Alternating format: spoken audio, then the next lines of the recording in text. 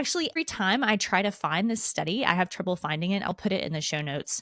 But I like went through it really, like methodically for the work we were doing on colostrum. And it's just, it's like basically you pull 500, I can't even remember the amount of people. That's terrible. I should try to find this. It's like a small clinical trial, survey based, a couple hundred people. So survey-based like studies are very unreliable. Like, yeah, I feel it was, like people should know that. It's because you're just judging it based on the person, what they're reporting to you, kind of their, I guess, subjective like thoughts about it, and then like whether they even remember accurately. You know what I mean? yeah, Because or we maybe forget they things. increased protein in their diet as a whole, or they started Right. exercising, or they were drinking more. Who knows? Like what? There were Yeah. no controls, for Mhm. other inputs. So it's a very hyped up marketing campaign for a substance, though, that does have some really positive effects.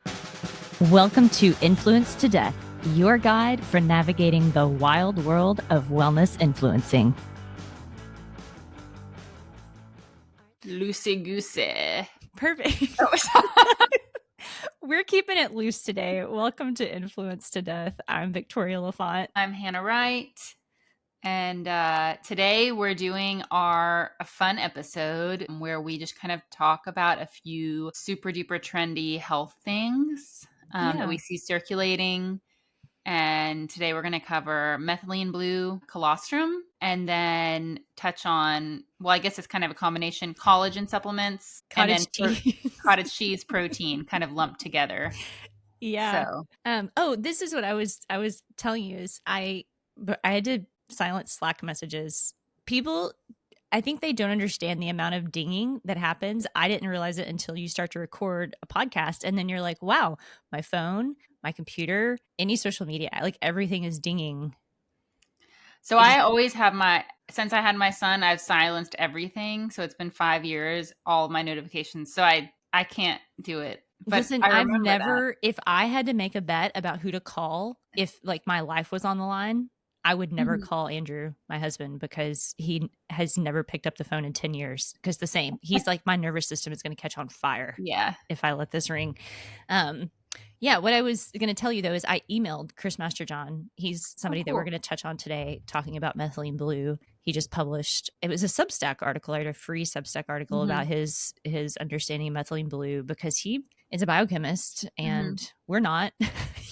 I was reading his article and I was like, wow, I love biochemistry, but like I am not a biochemist. But it makes your brain just, I'm like, I'm trying to understand so hard. Yeah. I remember reading, I actually had to get out my biochemistry textbook the other day to look up, I was looking up vitamin K for one of our clients. And I was like, oh, it's so cool. But I could feel those parts of my brain being like, taking the rest off. So yeah, I asked him if he wants to come on and talk about methylene blue. So Chris, we know you're a listener. He doesn't know who we are. Doubt Chris Masterjohn is listening to our podcast, but if you are, we'd like to have you on to explain your understanding of the biochemistry of methylene blue. Yeah. And yeah, we're just going to keep it loose today. I've been listening to other podcasts that I love, and it's like they are kind of like conversational. And I feel like maybe just because for me, it's like feeling new and a little like maybe insecure about this still. I'm like, we have to keep to the schedule so strong. I mean, we don't really know what we're doing. Yeah. I feel like we're just kind of doing it. So like maybe we'll find a format that is different from our original format that works better or people like, or I don't know, whatever. But I still love our history bias research takeaway format. I think that's awesome. But yeah, same. So with that said, should we just jump right in? I guess we're just going to cover kind of each topic a little bit and the research that we pulled up, and kind of just give a general overview for anyone interested in those supplements. Yeah, it's like a little sample. It's an hors d'oeuvre platter today. Yeah. I just want to remind people where to find us. So you can find us on Instagram at Influence to Death. You can email us, influencetodeath@gmail.com. We love hearing from you and hearing about the topics that you want us to cover. We don't know what we're doing as podcasters, but we do know what we're doing as, I would say, citizen scientists. That's what I would call us. So if you listen to this podcast and you like it, please leave us a review, follow us, share it with your friends. And you can become a subscriber for $5 and up a month, and you get one extra podcast episode a month. This month, we're going to review Apple Cider Vinegar on Netflix, which my mother-in-law the other day was like, have you seen this movie? She was like, you have to watch this. So I was like, perfect. It's like it's based on a true story, but Mm-hmm. I guess they've dramatized it a little bit on influencer culture and how it can go a little too far. Yeah. I haven't watched it yet. I'm nervous. Me too. I'm nervous to watch it. Hannah, this morning I was just looking at reels on Methylene Blue. I like Uh-huh. went down because I don't know much about it. I was like, what's the deal? I was like, oh my Yeah. God. So can we start with that one first? Yes, please. Because I Shut up. agree. I did not know very much about methylene blue at all, but I know that it has been really trendy in kind of like the functional medicine subculture and like, biohacking culture. And since what's his face had the picture of him taking it on the airplane, Yeah, RFK. RFK, yeah, I anticipate that it'll probably be more He trendy. So I went in kind of not knowing very much. The first thing I did was I listened to some podcasts last night when I was on my walk because I was curious how it's being kind of like talked about. And I will say that if all I did was listen to the short podcasts that I did, produced by, I think a lot of them are like health influencers. They're like the top ranking podcasts, I think, because it came up first on my Apple search. when you just I searched would, methylene blue and then it'll yeah, come up. Yeah. I would be like, oh, I'm ordering methylene blue. Like, I'm getting some because this sounds like, why wouldn't you take it? It's Yeah. helping your mitochondria. And then that's not accurate. So let's just talk about Yeah. it. First thing, I want to talk about what is it? Yeah. Like, what actually is methylene blue? Super fascinating history to me, at least. Me too. It's neat. So it's actually was developed as a synthetic dye and used in the textile industry. I guess technical name is methylone. Hold on. Methylthioninium chloride. So it's a type of salt. It was developed in 1876. And then later, around 1890, it's known for basically, it's like essentially the first synthetic drug in medical history. It has antiseptic and antimicrobial properties. And it was the first synthetic antiseptic used kind of like an antibiotic compound before penicillin was developed. In 1891, they started using it as an anti-malarial medicine. It's very, very effective at that. And during World War II, it was used to treat malaria in the Allied military. And I found this fun paper called Lest We Forget You, Methylene Blue, published in 2011 in Neurobiology of Aging journal, where they kind of talk about the history. And apparently, even though it was really effective at preventing malaria, nobody wanted to take it because it turns your pee blue. It I can think that also sounds turn, fun. yeah. But the guys are like in the army were like, we don't want that, and so they developed this very clever rhyme which they put in the paper. Even at the loo we see we pee navy blue. So I don't know, They I influenced thought them. it was bizarre. That's marketing. Yeah. That's a marketing strategy right there. So yeah, that's kind of its history. And up until more recently, like that was what it was used for, except for it's actually one approved indication is for a disease called methaglobinemia. Yeah, I can't. I've Um, just looked at it and read it, but I don't think I would be able to pronounce it. yeah, so even back, in I think in the 40s, 50s, 60s, they were using it for that. They figured out they could use it for that. I find it fascinating, like how you figure that out. Like, how do you figure out that this thing that was a textile dye, and then you're like, oh, well, when we use it maybe use it to stain like cells or fungus under a microscope, it like kills it. So maybe we can use it for, to treat malaria. And then from there going on to say, oh, we could use it to treat this blood disorder, Right. where you don't get enough oxygen in your, in your body. Did Just they why it's so cool. In that paper, the Lest We Forget You, Methylene Blue, it's a recent paper. It's like from 2010. I mean, Yeah, recent. it's not that old, yeah. In my mind, it's still like 2012. Okay, it's a couple years old. But I think, do they talk about kind of the progression of how Not really, just a little bit. I wonder, there's It's another paper that I found, Hannah, that this might be the one. I have so many tabs open on my computer at this point. It talks about how it is a alternative mitochondrial electron transfer, yes. like how we're Oh going to yeah, talk so about I'm that. gonna go. Yeah, yeah. So I think first, I in wanted that to. paper they talk about like it was a dye and then they like noticed something, but Right. It's just cool to me that people figure that stuff out. Like yeah, it's the just brilliance that humans have. I just love it so much. yeah. So methylene blue, we know kind of what it is. It is a synthetic compound. What it does mainly is that it reduces the oxidized form of hemoglobin when someone has methaglobinemia, which is a blood disorder that affects how your red blood cells deliver oxygen throughout the body. So it doesn't work very well and your tissues don't get enough oxygen. Oh Mhm. gosh, can you hear that? That was my That's so notification. funny that we were just talking about the notifications. Oh my god, we have to leave that in. No one ever Perfect. calls me ever. That's wild. Okay. I don't even know how to turn my thing off. Do not disturb. Okay. It's all like in most episodes, I swear to God, I'm like ding, I'm like a Christmas tree over here. So Okay. So for people who have that blood disorder, when they take methylene blue, it helps their blood cells like carry oxygen basically. mhm. So it increases the oxygen binding capacity of hemoglobin, and then you get oxygen in your body. So if you Mhm. have that disorder, it's like the one treatment for it, and it's very effective.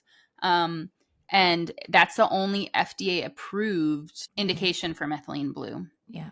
And if you had that disorder, which it can be genetic, but also acquired.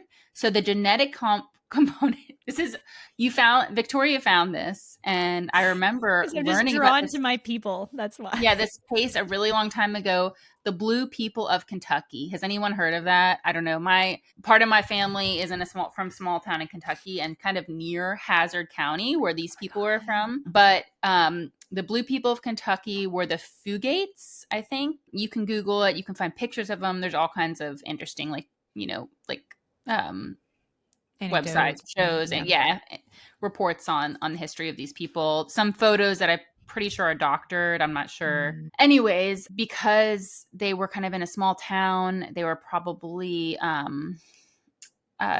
having kids with people who were distant relatives. And so, because of that reason, this gene kind of stayed around and Mhm. they turned blue. And it's cyanosis, it's when you aren't getting enough oxygen. And so, like, your fingertips will turn blue, your lips might turn kind of blue. But apparently, these people were very blue until a doctor came around. He was like, "Oh, I can treat you." This hematologist, he's like, here's some methylene blue, and it worked. And there is a paper from the 60s about that in the archives of internal medicine, I believe, that kind of talks about the genes involved, the biochemical pathways. It's very sciencey. I didn't read all of it because it was really boring. I'm just Because gonna be we honest. have other jobs. That's so, Hannah, when I was a kid, we just learned about like the blue people in the hollers. Yeah. You Yep. said it very gracefully, by the way. Yeah. Um, but that is okay. This is the wild part to me. They're blue because it's, how do you say it? Cyanosis. Yeah. Yeah. They're I not think. getting enough oxygen. I mean, it's Mhm. like, you turn blue, your lips turn blue when you get cold. Same, same. It's blue. Like the thing that helps them is blue. I don't know. Like I want people to understand like that's a coincidence, Yeah. right? Yeah. When oxygen hits this compound, methylene blue, like how she was describing the redox properties of it, it is blue. Like I can just imagine like somebody who is in a holler in Eastern Kentucky and I mean, and they're like, "Oh, take this blue thing; it's going to cure your blue disease." I would be like, "Absolutely not." So counterintuitive, but I mean, that is Yeah. fascinating. It really is. If you would know if you had that Yeah. disease. You would know. Oh my Um, god, people are going to be like, "Do I have the blue disease?" yeah, you would know if you had it. Like I said, there's people who have it. It's a very rare, like, genetic thing, so it can be inherited. But then also, you can get it from acute exposure to a toxicant.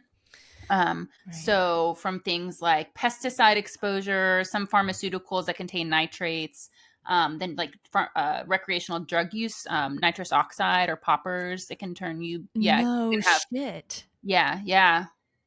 Whoa. I'm not, yeah, I yes, also have a story. that is accurate and that does happen. I'm not going to say how I know that, but Oh it, my God, you've seen that though. I mean, it's like, yeah. it's just, if people have ever been to a field party, maybe it's Yeah. just where we grew up, Hannah. And People would take nitrous oxide and put it into balloons and then you inhale. I'm not, I was too scared of drugs because I've always had a heart palpitation. So I never messed with it. But oh, yeah, yeah, you that's like probably good. see people do that. And then it basically kind of gives you this like heady Mhm. high. And if you do enough, you will like lose consciousness for a while and you do turn blue. So, yeah, that does happen. So for people who have that acute exposure and it's making them sick, methylene blue is a treatment option. I know some old party friends I'm going to have to call. Be like, hey, that thing RFK took on the airplane, that is actually good for you right now. You should take it. um, Worthwhile to note that vitamin C is also effective at treating methylglobinemia, and Mm-hmm. so is B2. So, Which um, makes sense when you learn about the nutrient dependency of the electron transport chain. yes, which I want to talk about too. So I think it's kind of cool what methylene blue kind of does. So like we hear about, well, at least I think in like the pop culture, like in influencers, they're like, oh, it boosts your mitochondria and it like supercharges it. It makes you like this superhuman, you can perform better. You can like perform with less oxygen. I guess that's why RFK was taking it on the airplane because you Right. have less oxygen. Mm-hmm. But it doesn't actually do that. What Mm-hmm. it does is it kind of rewires or like jumps in to support various stages of the electron transport chain, also called the mitochondrial respiratory chain, how your mitochondria make ATP, which is the energy that all of your cells need to do what they have to do and survive, Yeah. and live and thrive. So it kind of has this really cool and I think super unique. I don't really know a lot about that deep level of biochemistry to know if there are many things that do what methylene blue does. It's Mm-hmm. an electron donor and an electron acceptor, which means it can reduce and oxidize kind of willy nilly almost. Like I Like think an it can just go back and adaptogen forth. or Yeah, like something. adapts. And apparently, you can actually see it do this. If you have a bottle of methylene blue and you open and expose it to oxygen, it'll change color, it'll change white, and then change back to blue. I don't know. I've just heard people talk about that, Yeah. but Depending that on if is it's exposed just to oxygen, it so changes. cool. And It's then I wild. guess when you take it, so usually if you have methylglobinemia, I think they give it to you intravenously, Yeah. like through an IV, and it goes, straight into your bloodstream. I think it's easier for it to reach all your tissues and your also your nervous system that way. But usually as a supplement, like a health supplement, people take it orally. And Mm-hmm. I'm really Mm-hmm. curious about how it acts in the digestive system and like, it's really interesting. It I is. don't have an answer for that. I'm just wondering. So if anybody knows, please explain it to us. Yeah, I mean, I hope Chris Masterjohn comes on because I think he's got the biochemical chops to like really break this down. And I mean, I don't at all. Yeah. So according to him and his research, um, taking methylene blue as a general mitochondrial supplement is not recommended, and it could potentially be harmful long term because it might reduce your own mitochondrial efficiency, like what your body just does naturally. And you don't Mhm. want to do that because mitochondrial dysfunction is a root cause of many chronic diseases. You don't want to give your body something that makes that happen, if you don't need it. I mean, most people don't need methylene blue based on what I've read. I Yeah. will say that there are some off-label uses, for it. One is Alzheimer's disease. This is like where the bulk of the research seems to lie. A 2023 meta-analysis of 6 randomized control trials summarized that 5 of the 6 randomized control trials, which are the majority of them, showed that people with Alzheimer's who took methylene blue had reduced beta amyloid plaque and improved cognitive function. So I think research in that area is ongoing. Um, Mm-hmm. that would be maybe if that was something I was looking into for like a family member or something, I would want to research that. And Yeah. then also work with like a provider who knows their shit and like Really well. knows, Yeah. yeah, because the dosing is important, the duration is probably really important. There's other things that it may be useful for. Some they're kind of like more rare. So one is vasoplegic syndrome, which is like a shock that can happen to your body during heart surgery. It's also, of course, used as a dye to stain tissues and your like lymph nodes or your parathyroid glands if they're like looking for cancer or going to do surgery or something like that. It's also still used for the parasite that can cause malaria, Plasmodium falciparum, I think is how you say it. It lives in the If it's mosquito, right? That little thing. Yeah, and I guess it can become resistant to the other malarial medications, so they Yeah, the artemisian based will still medicines. use, yeah, methylene blue if they have to. They can also use it for treating central nervous system toxicity from a chemotherapy drug called a phosphomide. Phosphomide, Um, yeah. and then I think also for cyanide poisoning, That makes it's sense, right? indicated for Yeah. that. Yeah, Yep. because I think it binds and prevents cyanide from binding to parts of the cell or something like that. Um, Yeah, that's I'm like with I don't know the mechanism. I mean, it seems like as we were reading about methylene blue, there's like multiple different mechanisms. yeah, So, and again, yeah, guys, we're not it's biochemists. but it's just like this thing that was developed as a textile dye Yeah. has these crazy functions Hmm. for your mitochondria, for your electron transport chain, for your cells, and that's just wild. So cool. I found this little passage. It was this other study because when I looked at Chris Masterjohn's Substack, I was like, I just want to know. I don't know if he has citations on there. I didn't look close enough to see, but I was like, I want to see other information about the effects of methylene blue on the Mhm. electron transport chain. And so I just found, this paper that kind of gave some information about it. But this is where I heard this in the 1890s. Methylene blue is administered in psychiatric patients to monitor their compliance. So essentially, just to make sure that they were taking their medications because you could see if they pee blue, or I mean, I wonder if there were any other, they didn't say like what Okay. exact sign they were looking at, but it was just a tracer to monitor compliance. But then that led to the discovery of its antipsychotic effects and the Yes. later discovery of chlorpromazine, the first synthetic antipsychotic drug. It actually led to the development of that drug. um Whoa, that's wild because it's a MAO inhibitor also. okay, yes, it is. So this is That's the wild thing about it is that it has this very strong effect on serotonin. So yes. it acts like an SSRI. And so I don't know how strong it is, but I do know that you cannot take it if you're taking an SSRI This is because it can lead to important. serotonin Yeah. toxicity, which is deadly. Like, so don't Yes, mess with that. deadly. You're Yeah. exhausted, the eye Yeah. symptoms, but that's important to know. Like there are, in whatever the 20 minutes of reels I watched, nobody talked about the contraindications. Yeah, and how many people are on that type of medication? A lot of people. Let's So Google like, how many people in the United States. yeah, please, for the love of God, do not take methylene blue if you're on an SSRI. So also that makes me wonder if that kind of leads to a kind of placebo. I guess it wouldn't be placebo effect, but basically taking it increases serotonin, it makes you feel good. And then you're like, oh, this supplement makes me feel great. My mitochondria must be just working overtime. They're doing so good. And you're kind of using that to like gauge your internal health, which Yeah, that's not like, right.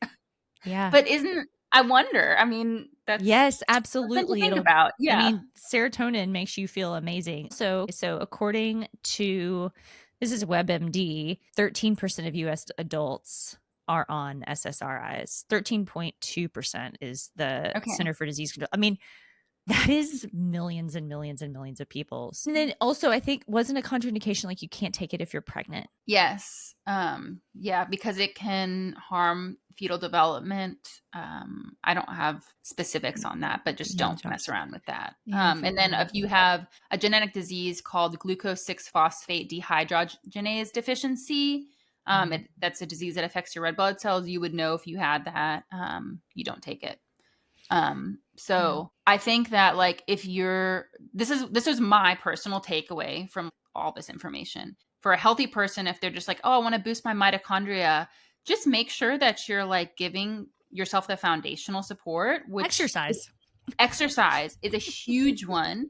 And then micronutrients, your electron transport chain relies on nutrients and things like B vitamins, folate, Vitamin iron, C. copper, vitamin C, selenium, Totally. melatonin even. So making sure you're sleeping and your circadian rhythm is functioning well, like you're going to bed at a Mhm. decent hour. That kind of stuff. That's what I would focus on. If you fall into a category like dementia or Alzheimer's, like risk or family history, and you're like, maybe I should take it, just do your research and like work with somebody who knows what the heck they're talking about, and not somebody from a podcast or like an influencer. Because like I said, Not us. myself, not us, and just from my like hour of listening to podcasts about it, I was convinced. I was like, oh, I need methylene blue. Yeah. You know, like why wouldn't I take it? And no, I would never take it. I'm not going to take it. So I have this image in my head. There's this like popular thing now on Instagram where you like turn yourself into a little like action figure. I did it for us, on our last like meme oh reel, yeah, yeah. where I'm like totally want to make one where this like crazed biohackers like, lifting weights at the gym and they're just dyed completely blue. Like they just like put it everywhere in their mouth. I actually saw a video of a guy on Instagram who puts it in his eyeballs. Yeah, Why? Why does he? girl, I don't know. And there's one other point. This is interesting, and I did not look at research on this, but if we come back to this, and I hope that we do either on our own or with an expert, is there is an interaction that I have just heard about between methylene blue and red light therapy. um Yes, I was reading about that too. And sorry, I don't wanted to interrupt No, you. that's it. I kind of just know that people talk about that, and we kind of don't have time to dig into it anyway on Yeah. this like sampler platter episode. Doing. But people are doing that and they're showing it on Instagram. It'd be interesting to see if there's increased in. I don't know what it does. It's interesting to Mhm. think. I don't know enough So about either of those topics to see how they would ever interact. right, right. Yeah, I came across a paper, and because I was looking for harms of methylene blue on mitochondrial function over like long-term use, and I pulled up this paper which was about combining it with red light therapy and kind of actually l- suggesting that it might be harmful over time. Mm-hmm. I don't really know enough to say any more than that, but we can put the paper link in there if you want to look at it. And It would be cool. I've like bugged Ari a little bit to come on our podcast, but Ari Witten he knows a lot about red light and like really the legitimate science behind it, and has like made Mhm. it his job to Oh, interview that's cool. experts. And I think he has a very balanced approach to that. It would be cool to have him come on and talk about red light, which seems to be very complex based on, what little I've dug into it with him. Because I think Yeah, he would maybe understand like the mechanism more. And then if he knows about methylene blue, it'd be cool to that would be cool. see that. So Ari, also, we know you listen to every episode. We're making a lot of assumptions We sure today. are. Okay, so do you want to move on to colostrum next? Apropos. Okay, so yeah, colostrum is next. It is everywhere. I mean, are you seeing it in ads like on your social media or in I don't, but podcasts? And for the last, I would say like 4 years, I have people ask me a lot about, excuse me, about it. Should I take this? Usually, this very specific and trendy and very expensive supplement that's out there right now. I'm not going to say the name, but you guys all yeah, probably know what I'm talking about. Um, great Specifically name. that one. Yeah. Yeah, asking, should I take this? Do I need this? And so I like before colostrum was trendy when we were in grad school. That was one of I think we read a few papers on colostrum Yes. for gastrointestinal health. And that's when I learned how therapeutic colostrum can be. And there Mhm. actually is decent like science backing up things specifically for like gut barrier function, I think, and immune Yes. like secretions in the gut. Yeah, So yeah. there's good science backing the use of colostrum for different populations, for athletes, people with GI issues, Mhm. people with immune system imbalances. Even there were some studies I read on it being used as a wound dressing. Yeah. Really cool stuff. But okay, to your point, I think this is the most important part to communicate about colostrum. Girl, I look at these ads that come up on my feed where people are like, my dietitian prescribed colostrum, and I just dry scoop it into my mouth like a maniac every morning before I go to the gym. Like, I don't know how people call it, dry scooping or like dry something. Andrew does it sometimes with protein powder. He just I've comes in and he like, never, that sounds horrible. yeah. Do you remember like when we were in school, not grad school, we had, NTA, we would open the capsules sometimes to like taste the powder, and it's like by Yeah. mistake, you just like suck a little into the back of your throat and then you cough out like a dragon, like Hmm. magnesium or whatever. Ugh.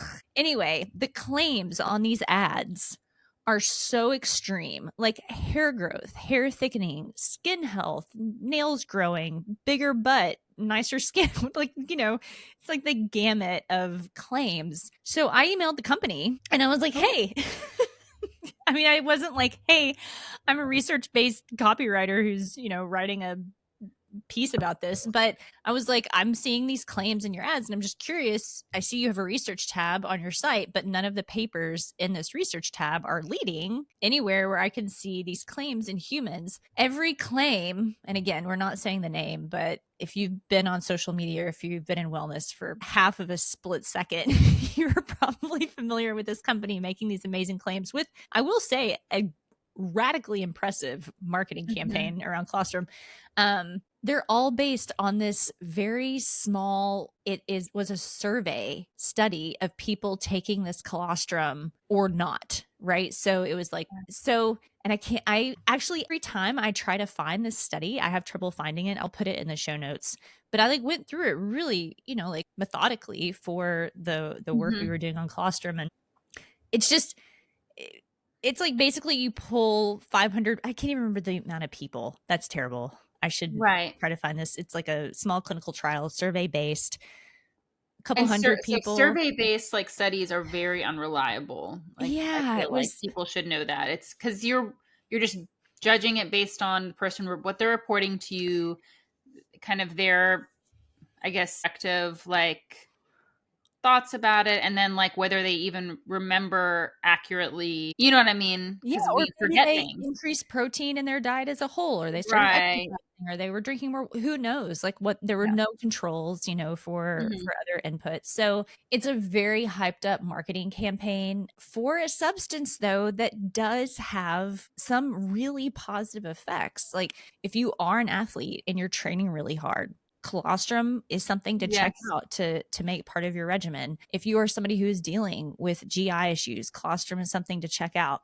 Hmm. You have an immune imbalance, like an autoimmune disease or some type of immune mediated symptoms, it might be something to check out. So there is good research backing a lot of benefit for colostrum, but you're not gonna like heal. You can't, like there was one ad I saw, it was like, I used to take collagen, taurine, but like all these different things, and now I just take colostrum. It's like, no, that's not, those two Yeah. things are different. Like things do different things. Like Right.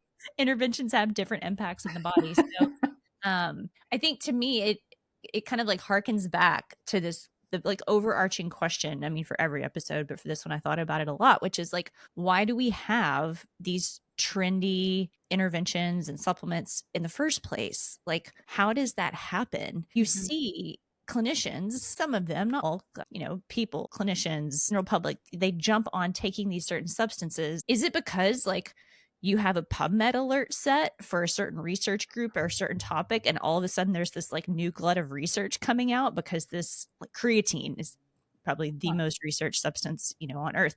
You get all this cool information in the research literature. Is that why a topic is trending? It's like, no, no, no. A topic is maybe one in a million. A topic is trending because people who are making money off of that substance or topic are marketing it. Hmm. 9.9 times out of 10, that is how it goes. So that doesn't mean that it's not good for you. That doesn't mean it's not good. And it doesn't mean that it's not for you either, right? It's like there's all Right. these categories. Um, but I think that's the overarching thing to keep in mind. And colostrum is a perfect example. It's like, same with methylene blue. Maybe it is great for you.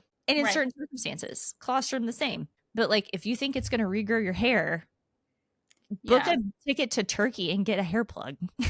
that's that's how that's actually going to happen, not from colostrum. Right. And with colostrum too, like the trendy one is so expensive. Mhm. Mhm. So expensive. You can find a high quality colostrum for like a fraction of the price. I think there's one on iHerb for like $15 Yeah. versus $100 for like the trendy product. And so that's going to work exactly the same. Yeah. You know, Yes. it's going to do the same thing. Yes. Yeah. You did a bunch of research on this, Hannah, like looking for studies in humans to back the claims that we were seeing. And Yeah, just to see, like, we know GI stuff, yes, like that is good science. But then for like healing acne, skin health, regrowing your hair, there's very little mhm, evidence supporting that. I mean, it doesn't hurt to try. Like you could be like, yeah, I want to try this. Pay $15 for this good quality supplement, you know. It's mhm. not the investment of $100. Take it regularly. I will say Apricot that flavor. like sorry, what'd you say? Apricot flavored. That's the one I keep seeing. It's a new like sun-kissed apricot flavor. Apricot.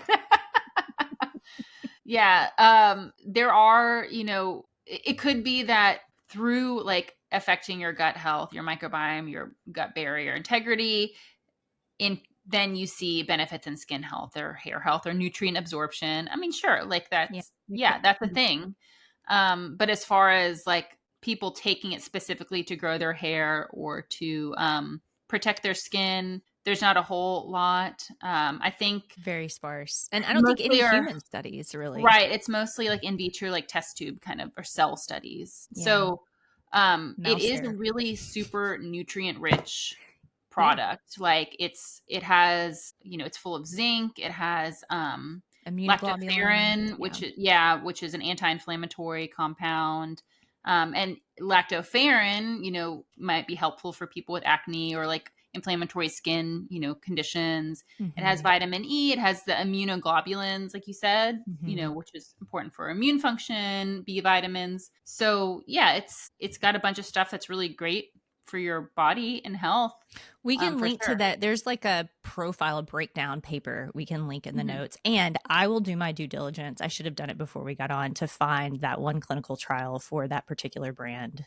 And we can link that It's in the show hard to notes. It find. is It's like hard to hidden find. in the back end of their website or so. I don't know. Well, Yeah, they how to. emailed me the link. I couldn't find it on the website. Oh, okay. Yeah. And then I emailed them back and I was like, is this the only study that you're basing all this on? And then that was it. I never heard back from them again. I'm Um, surprised that they haven't, since they're so high profile, that no one's like kind of coming after them for those claims yet. Because that's yeah, it's like kind of writing a surprising. sales page with 100 citations. You may do your due diligence. There's like one person who's like, Yeah, did you know that citation 2 is in the wrong place? And you're like, thank you, rando on the internet, who's the only person on earth. It's like, no, I mean, nobody looks, you know? yeah. So, but yes, to your point, you can get colostrum that is not, I mean, I can't remember how much it was a container, but yeah, I remember It's looking at the over. It's price like and 100 at least. gosh, dude, So yeah, that's a huge markup. man. Um, I remember so getting colostrum from our farmer in Nevada City when he would wean his cows, like the calves mhm, from the cows. And we would get like quarts of this, like, colostrum is incredible. It was this like it is. yellow, it's not milk, it's like a Right. pre milk substance that animals make, goats. It's called liquid gold. Yeah, and it was like a Yeah. yellow, thick Mhm. substance. I drank a lot of it from him, but I think, he sold it for like $10 a quart or something, Yeah. like Yeah. fresh. Humans also make it, like if you're breastfeeding, Yeah, especially right when when your baby is born, your right. body produces a lot of it, and yeah, they only need like a tiny bit. You know, it's just the Yeah. tiniest amount, and it has these very nutrients and supportive properties, which is so cool. It's just a little. Oh, there was one other thing I was going to say about it. I see a lot of ads talking about how it's like an anti-bloating Hmm. solution. Mm-hmm. Very little research. I bet for this, we did a project with colostrum. I bet we read, I don't know, close to 100 studies. We looked at a lot of Mm-hmm. studies. Um, Not a lot of evidence to help bloating. Actually, some of what I read, I was like, it might increase bloating because it has prebiotics in it. Oh, But interesting. it does, there's a lot of evidence showing that it is really wonderful for the GI, like especially the gut barrier, the Right. epithelial barrier. But yeah, the bloating, and there's a lot of bloating claims. I think because so many people deal with bloating as an issue, they're Mhm. really targeting that. And I think in that clinical trial, they showed maybe, like some decrease in bloating based on the Mhm. surveys they got back. But yeah, when you look at the constituents, they're like very specific, unique prebiotics. In my mind, I'm like, if you tend toward bloating, it might actually make it worse. So, Possibly, yeah. something to keep in mind about colostrum. Cool. Do Okay. you want to talk about collagen and collagen powder, cottage cheese? Oh my God, the cottage cheese, everything. I actually am I can talk a little bit about bias here, a huge fan of, like, I would swim my way through a delicious pool of cottage cheese with my mouth open and just I love it.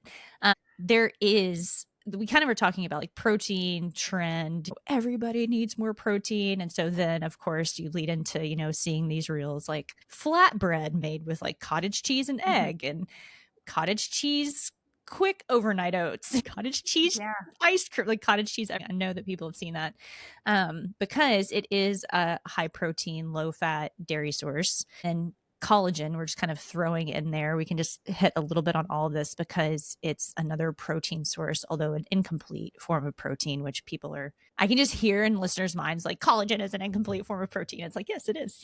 It is. We're aware.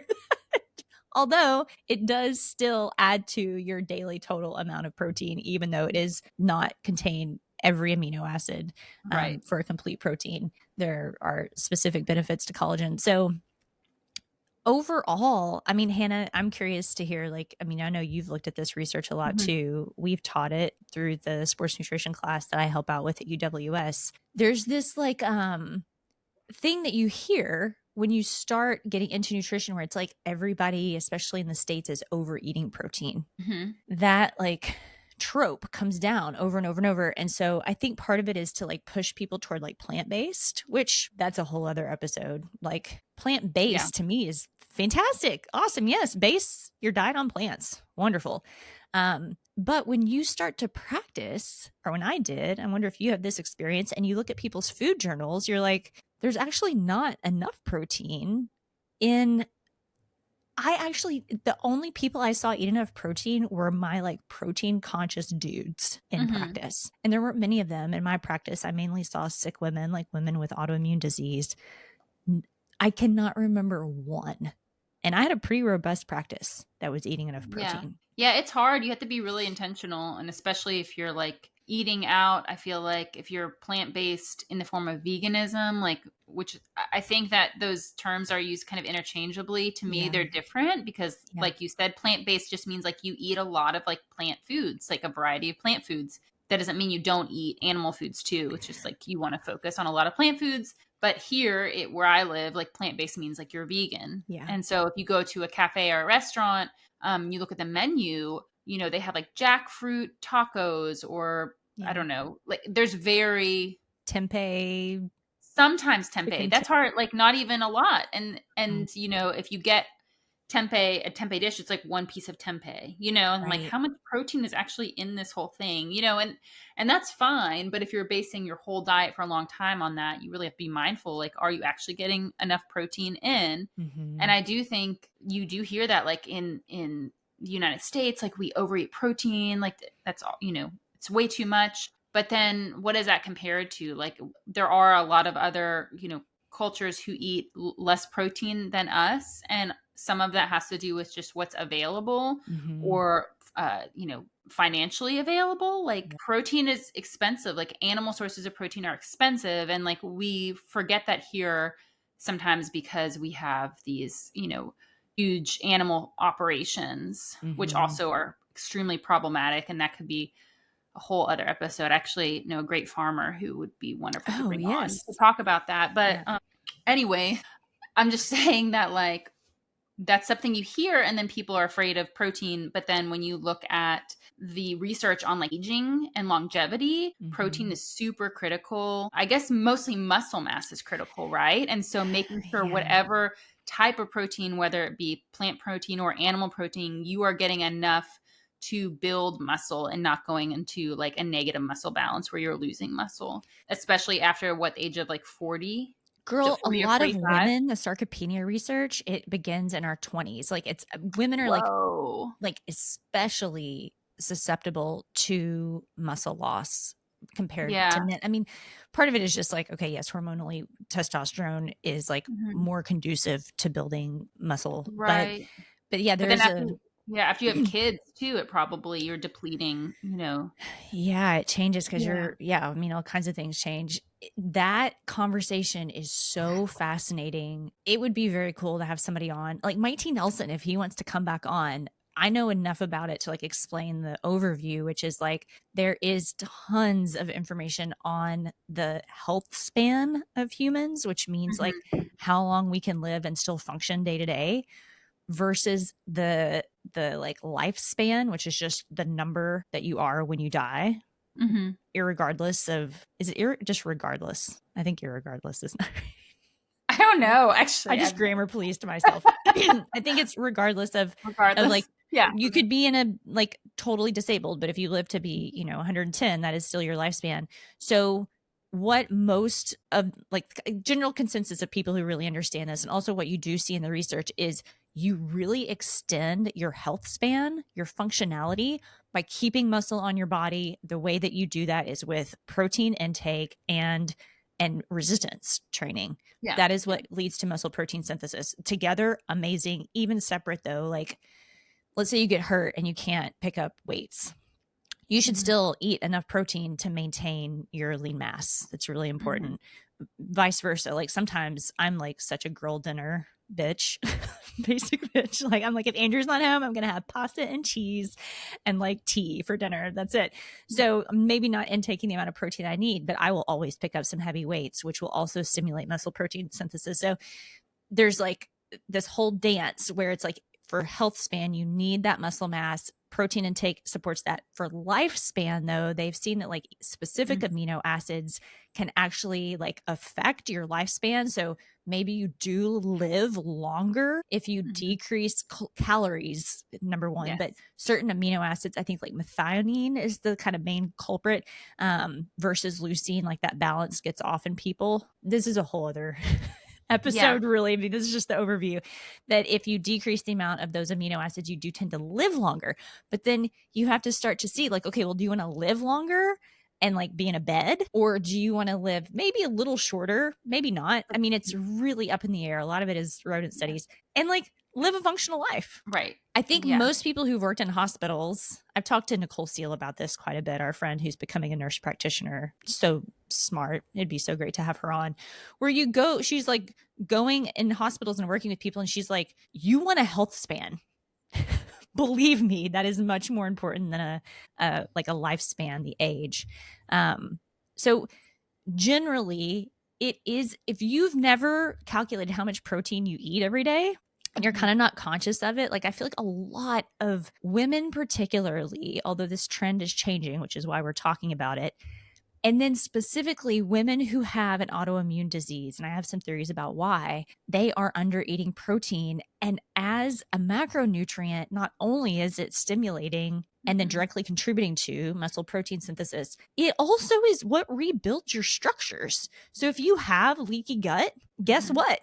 You need you, yeah, protein. you have to have enough If your protein. hair is falling out, you need protein. Your nails Yeah. are thin and crappy, your skin, whatever. Yeah, you have to have enough protein. And you see this. I mean, this is researched. We've read paper after paper after paper about this, but then also, I've seen it clinically, I've seen it personally. It's important. So if you are that person, track the amount of protein you eat and just see like what is your starting point. The FDA is, I think, 0.8 grams per kilogram per day. Mhm. We can go into the like argument around like how that was determined. The type of way that that was determined is like not a very accurate way of determining protein, and Yeah. we actually You need need like more. like 1.2 to 1.5 gram per kilogram, I think is like the baseline. And then Mhm. you go up from there based on what your goals are. I'll tell you, we shoot for a gram per pound per day. So I weigh about 160 pounds. I try to eat 160 grams of protein per day. Does it always happen? No, it does Holy not. shit. How do you do it? Okay, so I have to say, with this Cottage trend, cheese. the thing that I run into, I'm like, how can we actually eat this much protein? Like coming from someone who's very aware of like protein needs and that we do need more than we've probably been eating as especially as women. Yeah. Um, but I'm like, how you have to like I've seen these great memes where it's like trying to calculate the amount of protein I need per day or like It's like quit my equations. day job so I could schedule my protein intake or something ridiculous because it is hard to get that much in. You have to be very you have to plan it Yeah, you have basically. to just You have to plan it out. dude, okay, so here's my hypothesis, okay, is that particularly people who have like some type of like, even if it's like a, kind of a preclinical, like not diagnosed issue, their digestion might not be very strong. Their Hmm. metabolism might be like not as peak as it could be. Protein is the most satisfying food. It's Hmm. satiating. Those calories are very satiating. So you eat some and you're like, okay. Like if you look at studies where people are eating like 2 grams per pound a day, 3 grams per pound a day, like there's some studies where they're like super loading to see like what happens to the kidneys. Postscript, nothing. If you have healthy kidneys, Yeah, kidneys are your fine. kidneys are Yeah. totally fine, but you do have to watch out for gut health. Like that's where the Hmm. plant based comes in. You have to have enough fiber. um they are like sick to death of protein, these people, Yeah. because they're so satiated. So then you pair that with somebody who might have a little bit of like a GI disturbance. They probably get heartburn. They can't digest it very well. They're so satiated. Of course you avoid it. It's kind of hard to digest, like hard to Yeah. like, that's my guess about why people tend to avoid it. And then also we have just the evolutionary, like flip in our brain that's like eat sweet foods, eat like carbohydrates, eat Hmm. like if you can find fat, get it. And so we kind of tend to avoid that macronutrient. Yeah. That's my guess Yeah. about why it happens. But you just have to like, yeah, plan like 3 meals per day and snacks. Like Hmm. I love soy. People should listen to our That's soy actually been my episode. favorite breakfast lately. Is like high protein tofu, like Mm-hmm. lightly saute it with like turmeric and black Mm, pepper, and yes. then I make this like make flatbread for myself that's gluten free, and I just cook it fresh like throughout the week. Yum. And so I have it with that and like some like kimchi or vegetables. It's so fast and easy, and I could eat it. I do eat it every day. I could eat What it is every your day. flatbread bread recipe? It's I use millet flour, and then psyllium husk, tapioca starch, yogurt, olive oil. You like mix. It's technically like kind of supposed to replace like a pita bread or maybe like a more like a naan because it doesn't quite puff up like pita does. Mm. But I just you cook it in a hot skillet with no oil. Would It's you so good. send me that and we'll It post is it in the show so notes? yeah, 'Cause yeah, I yeah, totally want that. um, yeah. yeah, I mean, you just basically have to think like, okay, if you're going to eat 3 meals per day, if you can get in 40 grams in a meal, that's 120 grams. I Hmm. think of it for me as being 160. Then I need to have another 40 grams per day. If I have two 20-gram snacks, that's it. But yeah, Now, are you sorry? you Are just you go. doing that for ideal weight or your current weight? For Like if you were current selling weight is the current weight. easiest. I mean, there's all kinds of caveats about this Yeah. and people who like really research protein and know this. Mhm. But yeah, I just do it based on current weight. And then, you know, the amazing thing that happens, and you see this in the research literature, Andrew and I have tracked this with photos, you start to gain weight Mhm. on the scale, you're heavier. And then if you look at yourself, if you're eating that amount of protein and you're picking up some weight, which is, I mean, I pick up lightweight compared to most people, but for me, heavyweight, you start to get smaller because you Mhm. do start to recomp your body where your muscle starts to increase and your fat starts to decrease. But on the scale, people kind of freak out. And I think Right. probably that also happens with women too, where there's like the bridge period where you have more muscle and you still have more fat tissue and like your clothes are kind of tight and you're like, what is happening? It's like you're getting stronger. It's Yeah. wonderful. It's lovely. But people don't like that feeling because they don't like to feel big in their body. And I'm like, get big. Right. Right. You're not going to break a hip. You're going to, like keep your bones healthier as you age. Um, So I kind of am into the trend of women like being, and people generally like the protein trend and doing the cottage cheese, collagen. God, Yeah.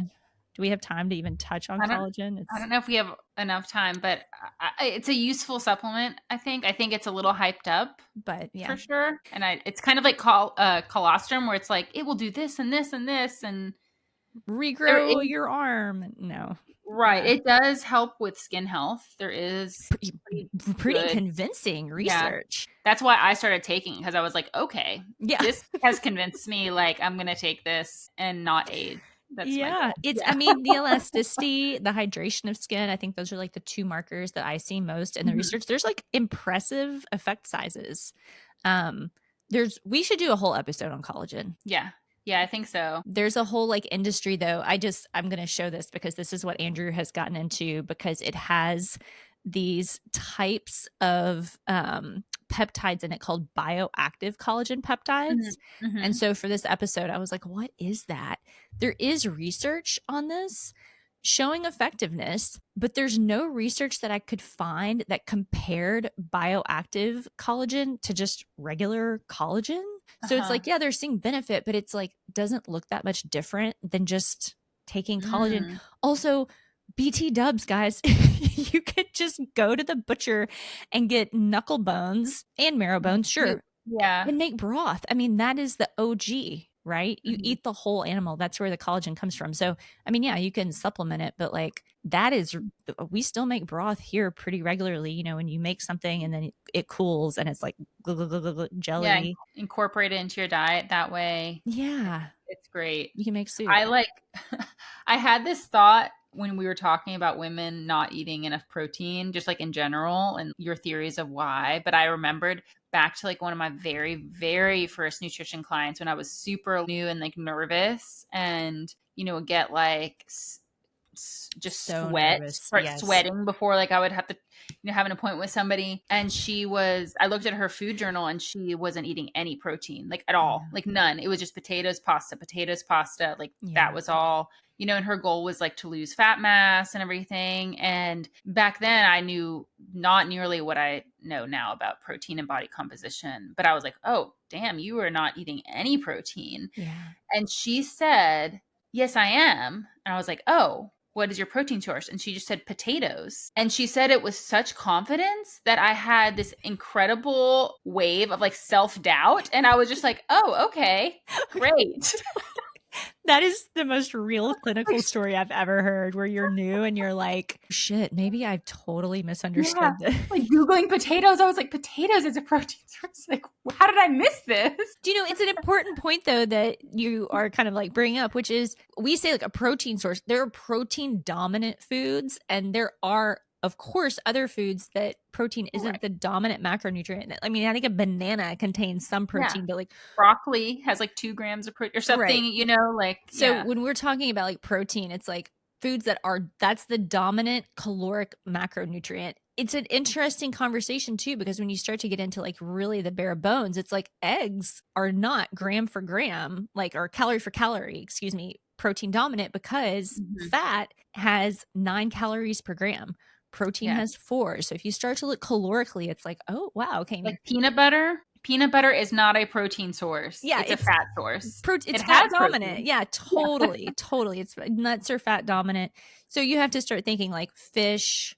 I love tinned fish, meat. It's why cottage cheese is, Mhm. going crazy. Low fat yogurt. I know people are going to lose their minds. It's like, yeah, we get Nancy's low fat yogurt. It's like, it's a good way Mhm. to increase your protein and not take in so much fat. But if you want to gain fat, yes, you eat more fat because it is a calorically dense macronutrient. That the whole like fat doesn't make you fat. It's like, yeah, it does. Anything Mhm. will make you fat if you increase the amount of calories that are coming in versus the amount of calories that are going out. That is Right. also a whole other episode. Oh yeah, that's a great episode. Okay. We did what is it called in Hawaii? A poo-poo platter. That's what this episode is. Yeah, yeah. It's like ginger, Kahlua pork. It's like a sample platter. Okay, A poo-poo cool. platter. Mm-hmm. So yeah, ta-da. All That's right. We would love to hear y'all's feedback. Please leave us a rating or review. That's very helpful for us to see what you're feeling. If you hate it, please let us know. yeah. If you like it, tell us why. Thank you for listening. Yeah, Thank I you so like much. it. I'm gonna vote for this kind of episode. Cool, Hannah. Okay, I'll see you soon. We'll talk about this crazy movie on Netflix, Apple Cider Okay, Vinegar. sounds good. Bye.